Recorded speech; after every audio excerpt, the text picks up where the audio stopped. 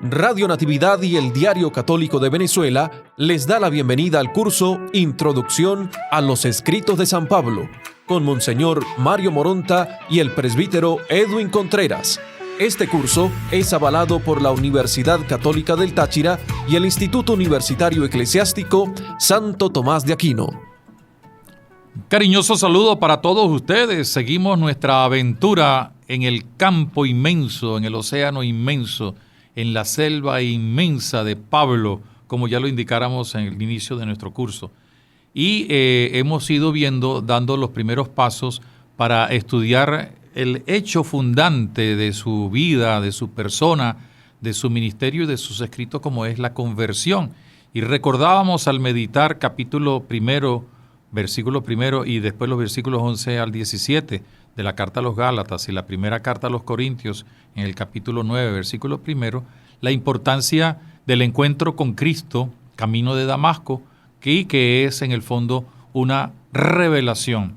Cristo que se aparece, es decir, se muestra para que, siendo visto por los ojos de la fe y también por los ojos de la carne, porque es una aparición de Cristo resucitado particular hacia San Pablo, él pueda también darle una respuesta y luego, desde esa respuesta, al anunciarlo, pedirle a sus discípulos que lo imiten a él, imitando a Cristo. Vamos a comenzar ahora con la primera carta a los Corintios, capítulo 15, versículo 8 a 11. Vamos a leer despacio este texto. Ustedes lo deben tener ya en sus Biblias abiertas. Capítulo 15, versículos 8 al 11. Y en último término, se me apareció también a mí como un abortivo, pues yo soy el último de los apóstoles, indigno del nombre de apóstol, por haber perseguido a la iglesia de Dios. Pero por la gracia de Dios yo soy lo que soy. Y la gracia de Dios no ha sido estéril en mí. Antes bien, he trabajado más que todos ellos, pero no yo, sino la gracia de Dios que está conmigo. Pues bien, tanto ellos como yo, esto es lo que predicamos. Esto es lo que ustedes han creído. Este texto se enmarca verdaderamente en una reflexión acerca de la resurrección. Es una de las preguntas que va a responder Pablo en la primera carta a los Corintios. Es el tema de la resurrección. San Pablo, como lo dirá en otras cartas, se deberá enfrentar también con falsos apóstoles, falsos maestros, falsos profetas, diría también en el Antiguo Testamento, o gente que le hace la contra por pensar que tienen ellos la razón y no Pablo. Hay quienes pretenden rechazar su evangelio y negar el hecho trascendental de la resurrección de Jesucristo. Es lo que el apóstol quiere dejar bien claro en la primera carta a los Corintios, capítulo 15. Allí expone sus argumentos para enfrentar a quienes no quieren para nada la resurrección de Jesucristo, centro fundante de la predicación, de él y de la iglesia. Si no se acepta ni se cree en la resurrección, no tiene sentido para nada el seguimiento de Jesús, pues si Cristo no hubiera resucitado, vana sería nuestra fe. Eso lo repetimos a cada rato. Si Cristo no hubiera resucitado, pues estuviéramos perdiendo el tiempo miserablemente desde el punto de vista de la religión. En este texto, teniendo en cuenta lo antes dicho, nos conseguimos con algunos elementos que es necesario tener en consideración.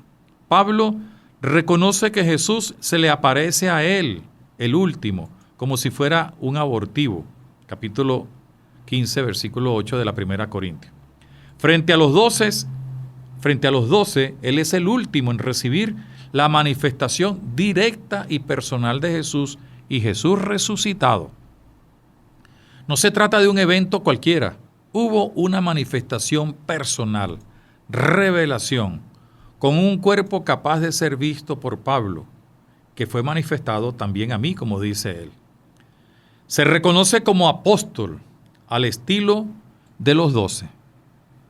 No es uno de los apóstoles en minúscula que él menciona en sus cartas. Estos son misioneros enviados por la autoridad apostólica de Pablo. Hay una relación directa y personal con Cristo el resucitado. Se puede decir entonces que Pablo es testigo del resucitado, lo cual lo constituye en apóstol. Con ello se sitúa Pablo entre el último de quienes vieron al resucitado. Se agrega al grupo de los 12. Es decir, él también tiene la experiencia del resucitado como la tuvieron los 12. Se agrega al grupo de los 12 y se arroga implícitamente la misma dignidad que estos, enraizada en la aparición de Cristo resucitado, como nos lo dice el versículo 8 que hemos leído, en la visión del Señor Jesús. Hace referencia a su actitud previa a la conversión, de perseguidor de la iglesia, ahora a anunciador del Evangelio. Aquí nos encontramos con un término que tiene origen en el hebreo, Kahal Yahvé, la Eclesia Tuseu, la iglesia de Dios. A quien está persiguiendo Pablo es a la iglesia de Dios. Pablo la considera a la iglesia de Dios ya desde su formación judía, por eso habla de la Eclesia Tuseu, que no es otra cosa sino una traducción cristiana, por supuesto, del Kahal Yahvé. Hay toda una experiencia nueva. Dice en el capítulo 10, ¿por qué se debe esa experiencia nueva? Por la gracia de Dios, yo soy lo que soy. No ha debido ser fácil para uno que fue casi rabino y conocedor de la ley y del judaísmo emplear esa frase, ya que hay una cierta similitud con el yo soy, Yahvé. Es arriesgado, pero habla de la filiación divina que se recibe en el bautismo, la hypostasia, de la cual Pablo es un gran maestro. Es una gracia transformante en lo más íntimo del ser. Es todo un lenguaje bautismal y soteriológico. Yo soy, el que soy, significa que uno está metido en la dinámica de Dios que salva. Esa experiencia de visión y manifestación lo identifica con los demás apóstoles. Los cristianos creen en el Evangelio por el ministerio apostólico de los 12 y de él, el nuevo apóstol. Se reafirma no solo la vocación y el llamado, se habla de separación, consagración, sino también el ser apóstol como sus demás compañeros. No es un sucesor de los apóstoles, es un nuevo apóstol marcado por la experiencia de la revelación de Cristo resucitado. En 1 Corintios capítulo 15, versículo 8 al 10, se ofrece un autotestimonio sobre la aparición que previamente el perseguidor de la iglesia recibe de parte de Dios, de Cristo resucitado. Ese autotestimonio es, por lo demás, la interpretación que a raíz de una confesión cristológica de la tradición cristiana hizo de su revelación original. En el contexto actual obedece a una concreta interconexionalidad de Pablo. Esa aparición lo sitúa en la línea de los demás apóstoles. En ella se enraiza, por tanto, su dignidad apostólica. También fundamenta su querigma sobre la resurrección escatológica corporal de Jesús y ofrece, finalmente, una sólida base para la respuesta a quienes niegan la resurrección de los muertos. Esa función teológica envuelve el autotestimonio paulino sobre la aparición visible e interior que Dios hizo del resucitado. Quisiera hacer un comentario al margen antes de pasar al otro texto de la segunda carta de San Pablo a los Corintios, en el versículo 6 del capítulo 4. Es un término que muchas veces solemos utilizar con ligereza, que es el de la aparición. Hablamos de la aparición de la Virgen, apreciamos de tantas apariciones, como si fuera algo que yo invento o que es determinante. La aparición, eminentemente, el término aparición, bíblicamente, solo se aplica a Dios, solo a Dios. Dios es el que se aparece, se deja ver por los profetas, también en el caso de los apóstoles, por el mismo Señor, se deja ver por los apóstoles, el mismo Señor, y en el caso de Pablo. Pero muchas veces nosotros hablamos, se me apareció la Virgen, se me apareció no sé quién, se me apareció. En eso hay que tener mucho cuidado, porque la aparición es algo muy personal. Y en todo caso, aquel que ha tenido la experiencia, no es para estar por allá después diciendo yo soy mejor que los demás, todo lo contrario. Fíjense que en los casos de posibles apariciones que ha reconocido la Iglesia, todos los videntes han desaparecido. Es decir, lo importante es el contenido de la visión. Hecha esta paréntesis, vamos a leer ahora el capítulo 4, versículo 6 de la segunda carta a los Corintios, que tiene una explicación muy clara de cómo se da esa revelación. Dice, ustedes pueden leerlo también en sus Biblias, seguir en sus Biblias, capítulo 4, versículo 6. Pues el mismo Dios que dijo, de las tinieblas brille la luz, ha hecho brillar la luz en nuestros corazones para irradiar el conocimiento de la gloria de Dios que está en la faz de Cristo. Fíjense bien, ahí se habla de la luz que está en la faz de Cristo, la luz que tiene un gran significado y es un símbolo de salvación. Muchos intérpretes han indicado que este es un texto que sirve para apoyar la revelación que tuvo Pablo durante el evento de su conversión. No hay certeza plena de ello, sin embargo, se trata de un texto que habla de una iluminación interior o revelación, y así puede apoyar la experiencia de Pablo, como lo hemos podido ver en los textos paulinos antes citados y reflexionados. No se debe obviar una dimensión presente en este texto. Hay una clara referencia a la creación.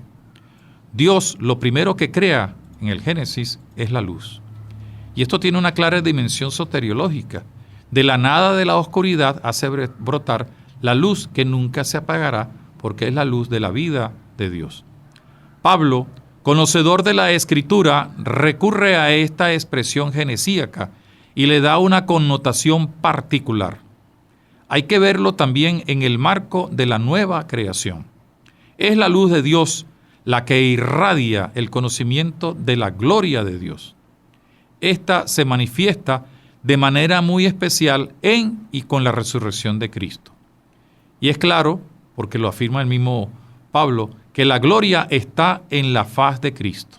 Es la faz del resucitado, la cara del resucitado, la faz de aquel que está produciendo la luz. Un poco antes, en los versículos 1 al 6, Pablo asegura que Dios en su misericordia lo invistió y lo eligió para el ministerio de la nueva alianza.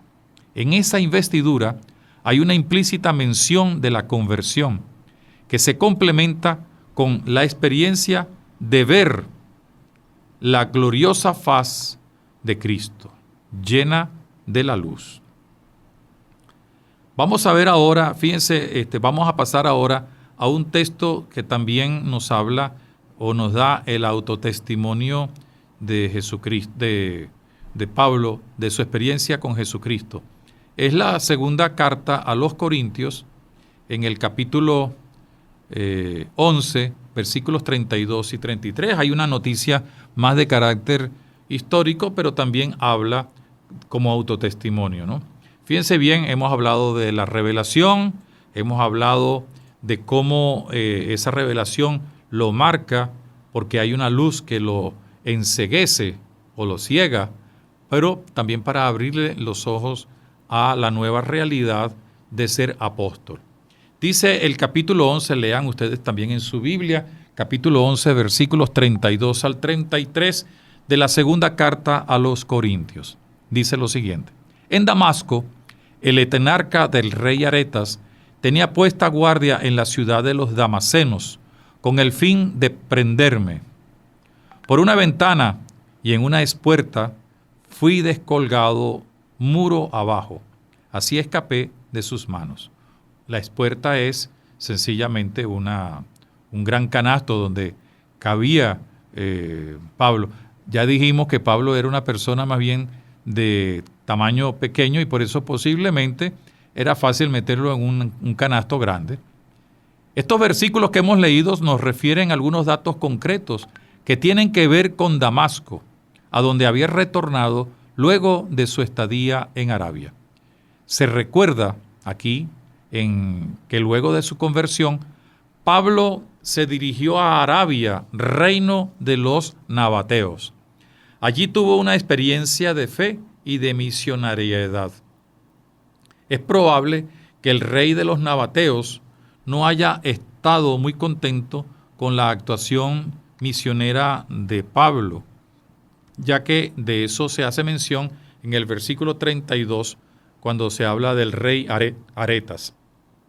Hay una mención concreta de Damasco, el lugar donde se hizo realidad la conversión, al menos en su camino cercano a Damasco. El etnarca del rey Aretas tenía la intención de apresarlo. Debió ser por la orden de ese rey y como consecuencia de la acción misionera de Pablo en Arabia. Es muy probable que los discípulos seguidores de Pablo hayan tomado la iniciativa de ayudarlo a escapar y para ello posiblemente durante la noche hicieron la operación escape, haciéndolo bajar metido en un canasto por las murallas desde una ventana. 3 años después de su conversión, Pablo experimentó ya la primera de sus flaquezas que debían acompañarle a lo largo de su apostolado y que él, junto con la locura de su autogloriatio, es decir, de su autoglorificación, contrapone como signo del verdadero apóstol, el engreimiento de sus adversarios. Pablo siempre va a estar indicando que nunca dejó de ser perseguido y esa es como que sería la contrapartida de lo que fue su vocación como joven judío. Vamos a ver ahora el capítulo 3, versículos 5 al 8 y también el 12 de la carta a los Filipenses. Les invito a que ustedes abran su Biblia, si lo sigamos juntos. Capítulo 3, versículos 5 al 8 y el versículo 12 de la carta a los Filipenses. Dice lo siguiente: pues los verdaderos circuncisos somos nosotros, los que damos culto según el Espíritu de Dios y nos gloriamos en Cristo Jesús sin poner nuestra confianza en la carne, aunque yo tengo motivos para confiar también en la carne. Si algún otro cree poder confiar en la carne más que yo, circuncidado, el 8º día del linaje de Israel, de la tribu de Benjamín, hebreo e hijo de hebreos, en cuanto a la ley, fariseo. Y más aún, juzgo que todo es pérdida ante la sublimidad del conocimiento de Cristo Jesús, mi Señor, por quien perdí todas las cosas y las tengo por basura para ganar a Cristo. Fíjense bien, allí hay toda una mención de todo lo que es la parte de su juventud y cómo él, Pablo, sí tiene derecho a decir yo sí puedo decir, ustedes están pidiéndole a los demás que se circunciden, yo soy circuncidado. En este texto de la carta de los Filipenses hay un autotestimonio más personalizado. Es como una especie de pequeño currículum vitae de Pablo. En él nos conseguimos con datos que, correspondiendo a lo que nos ofrecen el libro de los Hechos de los Apóstoles, terminan de dar seguridad a la visión que podamos hacernos del apóstol de los gentiles. En primer lugar, hace referencia a su condición de judío. ¿Qué dice él de esto? Primero, circuncidado al 8º día, de acuerdo a lo establecido en la ley. Del linaje de Israel, es su condición de judío. De la tribu de Benjamín, habla de su ascendencia. Hebreo de hebreos, aunque nacido en un territorio romano, es hebreo. Esta doble mención enfatiza hebreo de hebreos, que es un gran hombre, o fue un gran hombre fiel a la ley. En cuanto a la ley, fariseo es del grupo que se preocupa por profundizar y defender la pureza de la ley y su interpretación. Esto nos permite entender que por su condición farisaica era posible estudiante rabino. En cuanto al celo, perseguidor de la iglesia. Ese celo era considerado así por su defensa de la ley y del judaísmo. Como muchos judíos, veía en la nueva secta, el cristianismo, un peligro para el judaísmo. Y en cuanto a la justicia de la ley, irreprochable. Esto implica tanto el conocimiento como el compromiso de ponerla en práctica. Pablo se reconoce fiel a la ley, de allí el calificativo de irreprochable. Pablo muestra el cambio de perspectiva de manera radical. Lo que consideraba una ganancia, ahora es una pérdida a causa de Cristo. Es una referencia directa a la conversión y al encuentro transformador con Cristo. Para entender que se trataba de una pérdida, Pablo habla del nuevo conocimiento de Cristo y de su evangelio. Haciendo mención a su acción de persecución de la iglesia, establece una comparación. Mientras quería apresar a Cristo, quedó apresado por él. Es decir, quedó comprometido, seducido, como lo diría también en su debido momento Jeremías en el capítulo 20, versículos 7 y siguientes. La conversión cambió por completo la existencia de Pablo. En este texto de Filipenses 3, versículos 5 al 8, Pablo nos ofrece una nueva interpretación del cambio radical producido a raíz de su conversión en el israelita, en el hebreo, el fariseo, irreprensible y perseguidor de la iglesia. Pablo, aquella primera oportunidad que tuvo con la conversión fue el encuentro con el Señor, el conocimiento de Cristo, que borrando todo su pasado judaico, se apoderó irresistiblemente de él, haciéndolo su esclavo y situándolo en el comienzo de una nueva, pero larga marcha hacia la perfección cristiana. Esta es una arriesgada operación de bolsa. ¿Por qué? Porque pierde todo para ganar a Cristo. Y si tiene por objeto ese progresivo conocimiento de Cristo, de la eficacia salvífica de su resurrección, de la comunión con sus sufrimientos, así como la configuración con su muerte, su meta es la resurrección escatológica de los muertos. Hacia ella, esperanzadamente, corre el mendigo y esclavo de Cristo, Pablo. No sin invitar a los fieles de Filipos a seguir sus huellas. Sean ustedes imitadores míos. En esta carta que Pablo escribe a los filipenses, donde hay una manifestación muy particular, muy simpática, porque le habla con todo el cariño, Pablo termina de invitar precisamente a los filipenses a que lo imiten. Y el último texto que tenemos de los mencionados para ver el autotestimonio de Pablo, para que ustedes lo busquen en sus Biblias, es en la primera carta a Timoteo, en el capítulo 1, versículos 11 al 14. Con este texto terminamos pues los 7 textos que nos hablan del autotestimonio. Dice lo siguiente, léanlo ustedes también en sus Biblias. Capítulo 1, versículo 11 al 14 de la primera carta a Timoteo. Según el Evangelio de la gloria de Dios bienaventurado que se me ha confiado, doy gracias a aquel que me revistió de fortaleza, a Cristo Jesús, Señor nuestro, que me consideró digno de confianza al colocarme en el ministerio. A mí, que antes fui un blasfemo, un perseguidor y un insolente, pero encontré misericordia porque obré la ignorancia en mi infidelidad. Y la gracia de nuestro Señor sobreabundó en mí, juntamente con la fe y la claridad en Cristo Jesús. Pablo se está prácticamente despidiendo de Timoteo en sus 2 cartas y le está dando una serie de recomendaciones, y en esta también pues hay un autotestimonio de su conversión. El tenor de esta carta, quizás como el de las Filipenses, es muy personalizado. Hay una comunicación de padre a hijo. El apóstol en estos versículos le escribe a Timoteo, quien es su hijo en la fe, uno de sus discípulos más allegados y en quien ha depositado mucha confianza. Pablo le ha asegurado a Timoteo que Dios le ha confiado el Evangelio de Jesucristo.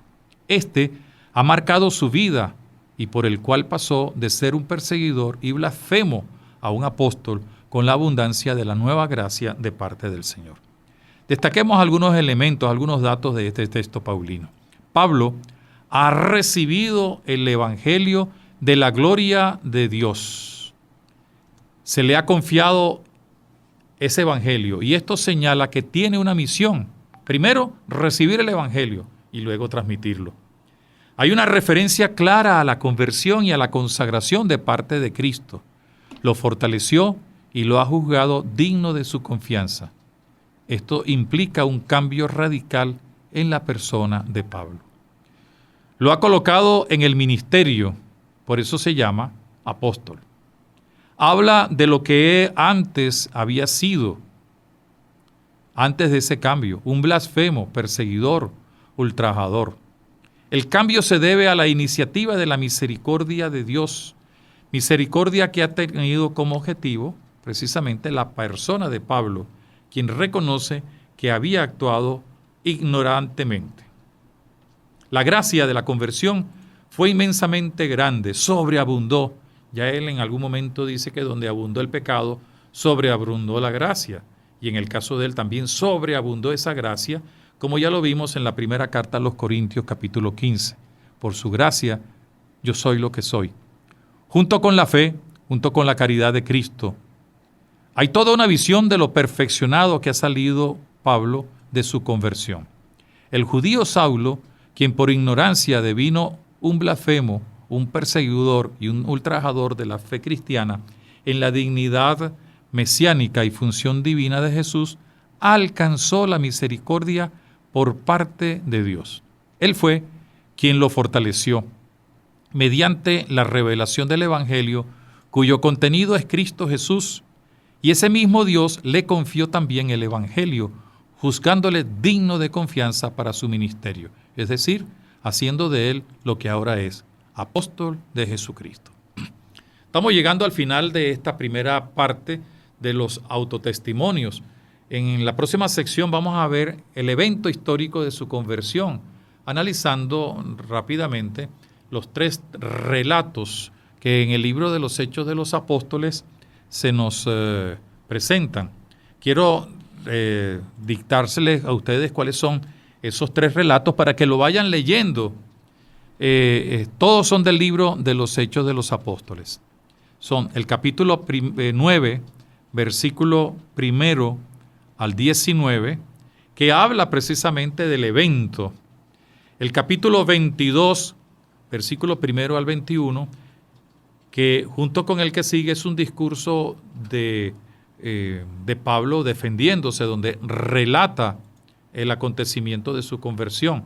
Y por eso también en el 26, capítulo 26 del libro de los Hechos de los Apóstoles, en el 4 al 18, en un discurso de defensa, de autodefensa, él presenta algunos elementos históricos de su conversión. Entonces, para la próxima sección, tengan ustedes leído estos 3 textos, los voy a repetir. Capítulo 9, versículo 1 a 19. Capítulo 22, versículo 1 al 21. Y capítulo 26, del 4 al 18. Y si es posible, ustedes traten de destacar en algún cuaderno o en su computadora los datos que consideren como más importantes, más relevantes. Y después lo vamos comparando con lo que ustedes y yo vamos a investigar y deducir del evento histórico de la conversión de Pablo. Luego de estudiar estos datos históricos, los uniremos a los datos del autotestimonio para presentar una especie de síntesis teológica que nos permita entonces tener en cuenta ese hecho maravilloso de la conversión que ha influido notablemente en la persona, en la vida, en el ministerio y en los escritos de San Pablo. No olviden ustedes, si tienen alguna pregunta, alguna cuestión, alguna interrogante, alguna sugerencia, de escribirnos a nosotros a través de esta intro Pablo, esta dirección electrónica intropablo@gmail.com, y también de estar chequeando, porque ya pronto vamos a tener el cuestionario de esta primera parte de la vida de San Pablo, de la conversión, para aquellos que, habiéndose inscrito, todavía hay tiempo de inscribirse, y quieran tener un certificado, podamos tener nosotros la forma de tener una evaluación.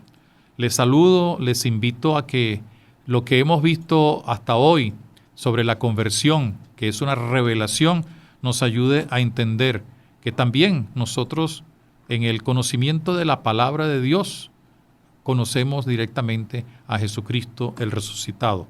Quizá de una manera diversa, ciertamente, de Pablo y de los otros apóstoles, pero también para ser con él testigos de la resurrección. Que San Pablo nos siga acompañando desde el cielo con su ejemplo, con su testimonio, con su intercesión, y que con la ayuda de la Virgen María seamos de verdad testigos del resucitado. Hasta la próxima sección. Curso Introducción a los Escritos de San Pablo. Acceda a todo el material de las lecciones en www.diocesidesancristobal.online.